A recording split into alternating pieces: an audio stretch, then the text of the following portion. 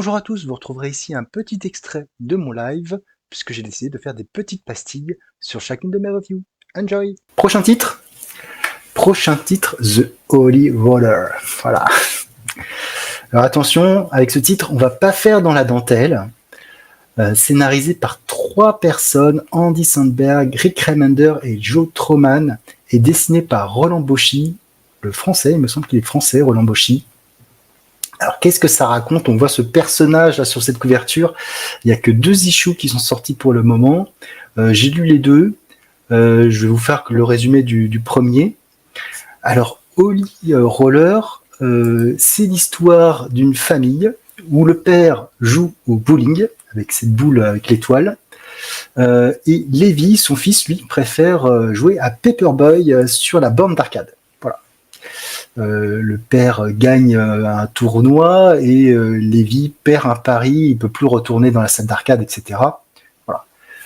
Bon, jusque-là, on se demande bien ce qui va se passer et on retrouve ce personnage de Levi 20 ans plus tard aux côtés de Greenpeace. Voilà, ça fait 20 ans qu'il n'est pas, pas 20 ans plus tard, parce que ça fait 20 ans qu'il n'est pas retourné voir sa famille, sauf que là, le capitaine l'appelle et lui dit « Ouais, ta famille a besoin de toi ». Avec cette scène forcément qui rappelle Rambo, en disant que son pays a besoin de lui, alors là c'est sa famille, enfin c'est assez marrant. J'ai trouvé que c'était assez rigolo dans l'esprit.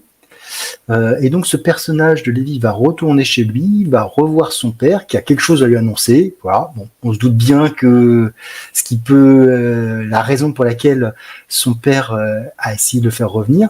Et Levi, quand il va retourner aux États-Unis, dans cette petite bourgade où il vivait, il se rend compte qu'il y a pas mal de choses qui ont changé et qu'il y a un courant antisémite assez fort. La synagogue est vraiment au milieu d'une décharge, enfin bref, bon, voilà, donc c'est un peu bizarre, tout le monde, donc, voilà, il a une discussion avec son père et puis il dit il veut partir, donc son père lui dit si tu pars, emporte-moi cette boule de bowling parce que ça te fera penser à moi, tu étais doué, etc. Il dit ouais mais bowling, moi je m'en fous. Donc bon, il prend la boule de bowling, il s'en va et puis il décide de retourner dans son ancienne salle d'arcade. Sauf que suite au pari qu'il avait fait étant ado, il ne devait plus y retourner. Le gérant, qui n'était autre que le fils du gérant d'époque et avec qui il avait fait le pari, le voit et il décide de lui casser la figure. Et comme en plus il est juif, ça va être tout bénef, quoi. C'est un peu voilà. Sauf que il commence à lui casser la figure, sauf que dans ses valises, il a une boule de bowling. Et il commence à taper les gars avec sa boule de bowling. Je peux vous dire qu'une boule de bowling, ça doit faire mal quand on la reçoit en pleine face, comme on peut le voir sur la petite image là. Voilà, donc il y va franco avec sa boule de bowling. Il les ramasse tous. Il y a 3 personnes avec des scènes très graphiques.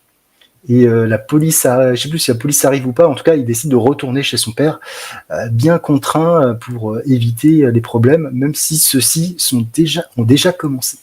Voilà, donc un titre qui vient de commencer.